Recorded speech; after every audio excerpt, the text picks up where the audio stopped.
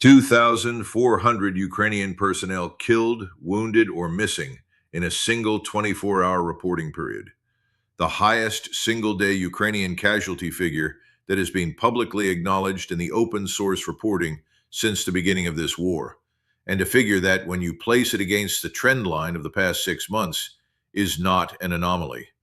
It is the visible surface of something that anyone who has been honestly tracking the operational condition of the Ukrainian armed forces has been able to see coming for the better part of this year.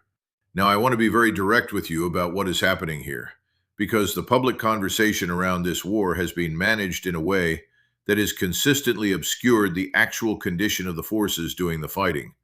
And the figure we are discussing is the kind of figure that the management of the narrative is no longer able to absorb without acknowledgement. 2,400 personnel in 24 hours is not a statistic. It is the manpower of 2 reinforced brigades, removed from the order of battle in a single reporting cycle, and the formations that absorb those losses are formations that have been absorbing losses at a rate that the Ukrainian replacement system has been unable to match for the better part of 18 months. The conversation around this war, in the Western capitals that have been underwriting it, has been built around a set of assumptions that have been wrong for considerably longer than the people making the assumptions have been willing to admit. The first assumption was that the war could be sustained at the tempo it was being prosecuted at, because the manpower base of Ukraine was sufficient to absorb the losses being generated. The second assumption was that Western equipment delivered at scale would offset the manpower disadvantage relative to the adversary. The third assumption was that the political will inside Ukraine to continue prosecuting the war at the required intensity would remain stable, as long as the external support continued. All three assumptions, by this point in the war, have been demonstrated to be either wrong or qualified in ways that the public conversation has not yet caught up with. And the casualty figure we are discussing is one of the visible indicators that the qualification can no longer be deferred. The Ukrainian manpower base is not what it was at the beginning of this war. The pre-war population of Ukraine, depending on which estimate you accept, was somewhere between 35 and 41 million people, with the upper end of that range being a figure that included the territories that have not been under Ukrainian government control for nearly a decade. The military-age male population, the demographic from which combat manpower is actually drawn, was a fraction of the total population, and that fraction has been substantially reduced by the war, by the outward migration that the war produced, and by the casualty rates that the prosecution of the war at its current tempo has been generating. The replacement system, which is to say the mobilization apparatus that is responsible for generating the personnel required to sustain the force in the field, has been operating under conditions that are progressively more difficult to sustain politically, and the political difficulty has been compounding the operational difficulty in ways that the public reporting has consistently understated.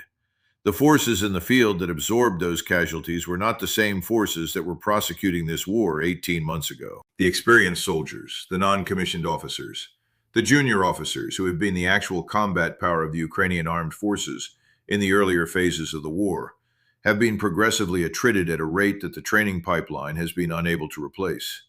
The formations that look, on paper, like the same formations they were a year ago, are not the same formations. They have the same designations and approximately the same authorized strengths. What they have lost is the accumulated tactical proficiency that turns a personnel count into combat power. And the loss of that proficiency is the variable that determines, more than any other variable, what happens when a formation is committed to sustained combat operations against a competent adversary. Now I want to take you inside one Ukrainian battalion command post during the morning of that 24-hour period, because the picture inside that command post is the picture that explains how a structural condition produces a casualty figure of the magnitude we are now discussing. A battalion commander, a major, in a prepared command post approximately 6 kilometers behind the forward line of his sector in the east. He has held command of this battalion for the past 5 months, having taken it over from a predecessor who was killed in an action that occurred during the previous rotation cycle. His battalion is rated, in the formal report submitted to his brigade headquarters, as combat capable. The rating reflects the categories that the reporting system measures, which are personnel count, equipment count, and ammunition holdings. The rating does not reflect what the battalion commander actually knows about his formation, which is that his three rifle companies are operating at approximately 65% of their authorized strength, that the experienced personnel in those companies have been progressively replaced by mobilized personnel who arrived at the battalion with training time measured in weeks rather than months, that his organic fire support has been reduced by equipment losses that the brigade has been unable to replace from the available stocks, and that the artillery support he can rely on from the brigade level has been rationed because of ammunition allocations that have been tightening across his sector for the past 2 months. He receives his first contact report at 0620 hours. A Russian mechanized force, strength estimated at reinforced battalion level, has engaged his northernmost company sector with a combined arms package that includes armor, infantry, and what his forward observers are reporting as a substantially larger artillery preparation than the probing actions his battalion has been absorbing for the previous weeks. The company commander, a captain who has held that position for 3 months, reports that the artillery preparation is striking positions across his entire company sector simultaneously, that the volume of fire suggests a deliberate operation rather than a reconnaissance in force, and that he is requesting immediate counter-battery support and reinforcement. The battalion commander does what doctrine requires. He alerts brigade headquarters. He requests counter-battery fires. He orders his reserve, a single understrength platoon, to prepare for commitment. He attempts to develop the situation by directing his northern company to identify the strength and disposition of the Russian force while maintaining its current positions. The counter-battery request goes to the brigade fire support coordinator. The coordinator has been receiving similar requests from 2 adjacent battalions in the same sector over the previous hour, and the artillery allocation available to the brigade for counter-battery missions is below what doctrine assumes for a sector that is under simultaneous pressure at 3 points. The available rounds are insufficient to address all 3 requests at the volume each of them requires. The coordinator allocates what he has across the 3 requests, which means that none of the 3 battalions receives the volume of counter-battery support that the protocol calls for, and the Russian artillery, which had been correctly identified by Ukrainian counter-battery radar within the first 10 minutes of the engagement, continues to fire for considerably longer than it would have been able to fire if the counter-battery response had been at the doctrinal volume. By the time the counter-battery support arrives at the reduced volume, the Northern Company has absorbed approximately 45 minutes of sustained artillery fire, has lost roughly a quarter of its personnel to that fire alone, and is now in the process of being engaged by the Russian mechanized force, which is conducting its assault under conditions of artillery suppression that should not have been available to it, but that was available to it because the counter-battery response was not at the volume that would have ended the Russian artillery's contribution to the engagement. The reserve platoon, which the battalion commander committed 20 minutes earlier, is engaged on its movement to the contact point by Russian drone strikes that have been operating in the rear area of the Ukrainian sector for the past several days. The platoon loses 2 of its 4 vehicles before reaching its assigned position, and the remaining 2 vehicles arrive with personnel who have been disorganized by the strikes and are not in a tactical condition to integrate cleanly with the company they are reinforcing. The battalion commander watches this develop from his command post. He is competent. His soldiers are competent. The structural conditions inside which he is operating are conditions he did not create, cannot fix, and was not authorized to flag as inadequate when the formal reports were being submitted in previous weeks.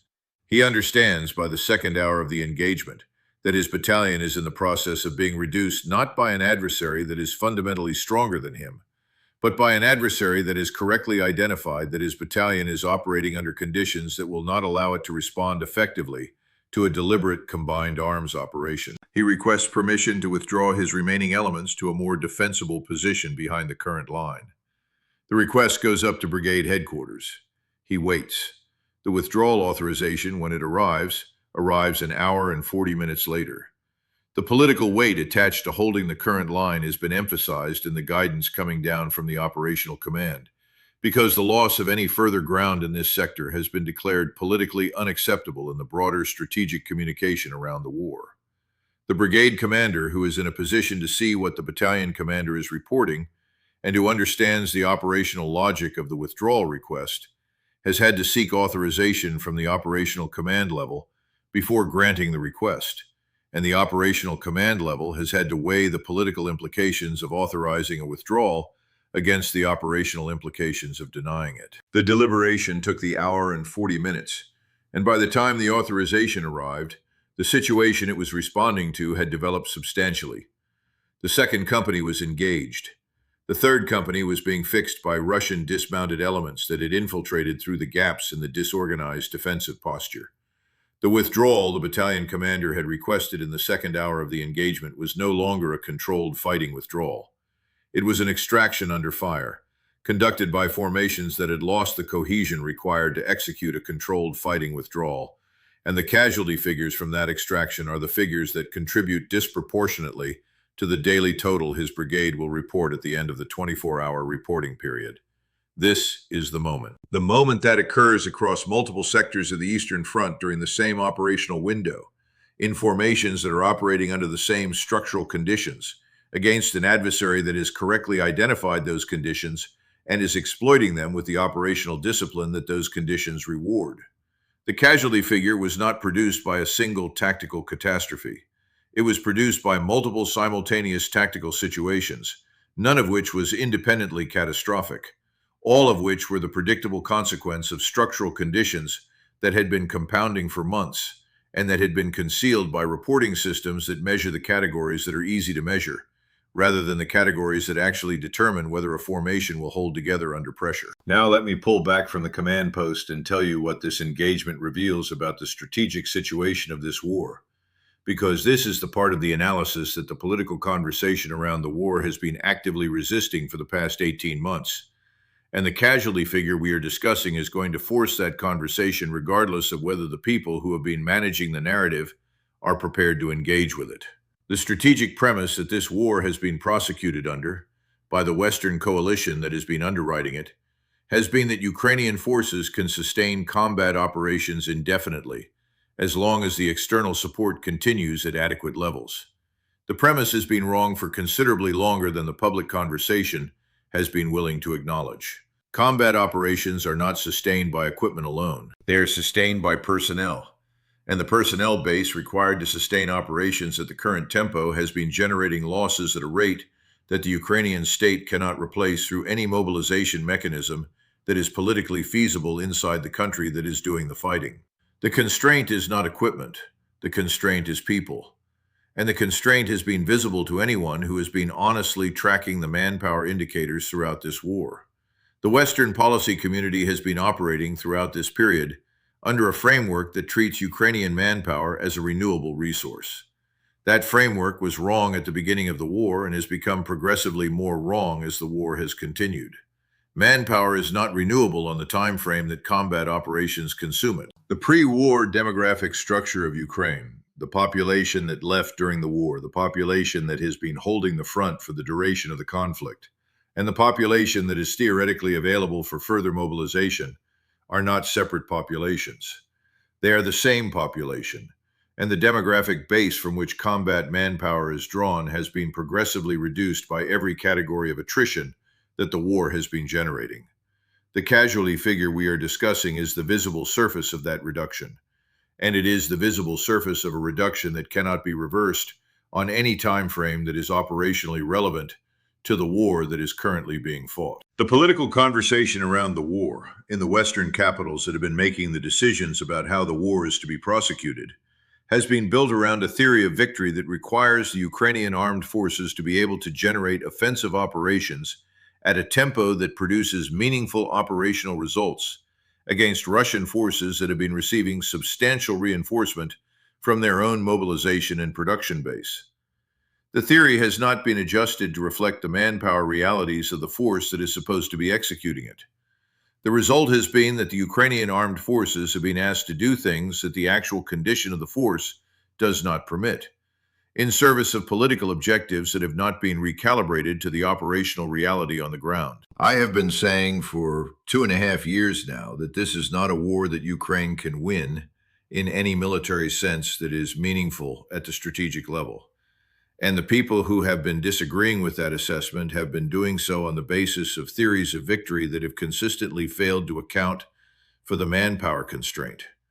The casualty figure we are now discussing is what happens when the manpower constraint, which has been the determining variable throughout this war, finally produces an indicator that the public reporting cannot conceal. It is not a one-time event.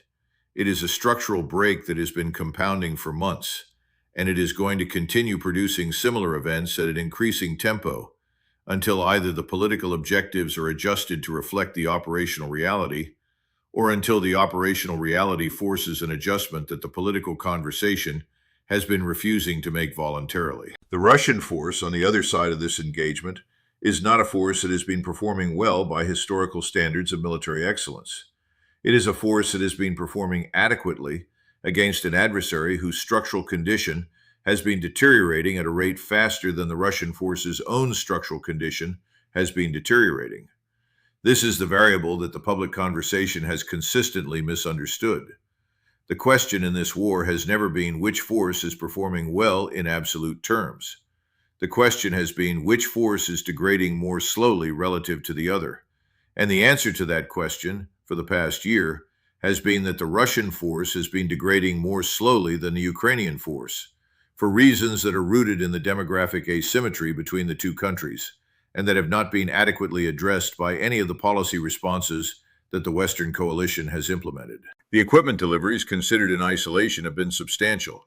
They have not been substantial enough to offset the manpower asymmetry, and they were never going to be substantial enough to offset it because the relationship between equipment and combat power is not linear. A tank without a trained crew is not a tank.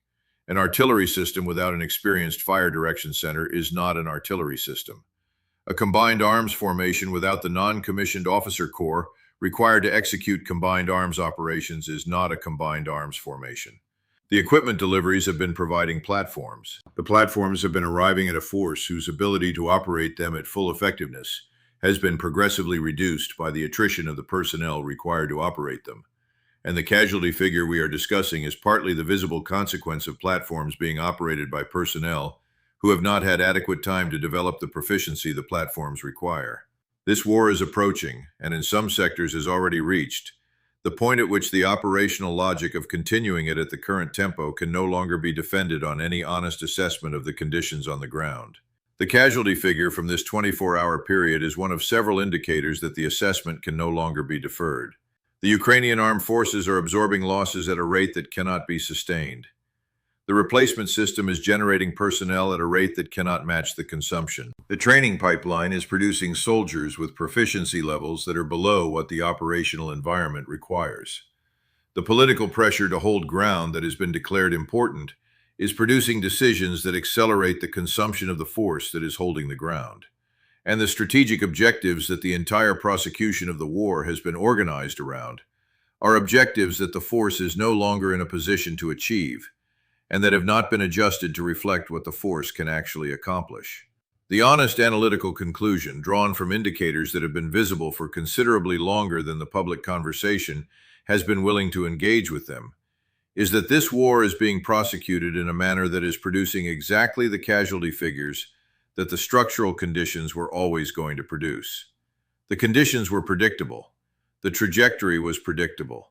The casualty figure was predictable. What has not been predictable is the willingness of the political leadership in the relevant capitals to continue prosecuting the war under conditions that any honest assessment of the operational situation would have identified as unsustainable months ago.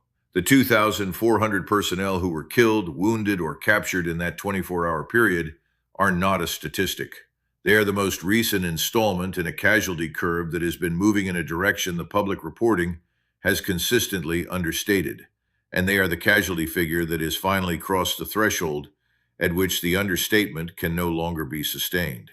The figure is going to force a conversation that has been overdue for 2 years, and the conversation is going to focus on whether the strategic premises of this war have been wrong for as long as some of us have been saying they were wrong. The honest answer, drawn from the indicators that have been available to anyone willing to track them, is that the premises have been wrong, that the war has been prosecuted on a theory of victory that the operational conditions did not support, and that the people who have been making the decisions about how the war is to be conducted have been operating under assumptions that the casualty figures have now made indefensible.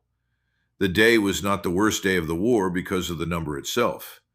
The day was the worst day of the war because it was the day on which the structural conditions that have been producing these numbers all along produced a number that the conversation around the war can no longer ignore. The conditions did not become worse on that day. The conditions became visible. And once visible, they are not going to be made invisible again by any further round of strategic communication, because the conditions are not concealable on the time frame the war is now operating on. They are the consequence of decisions that have been made over a period of years by people who have been operating under premises that the actual conduct of the war has progressively disproven. The bill for those decisions has now arrived, and the bill is being paid by the soldiers who absorbed the losses that the structural conditions were always going to produce.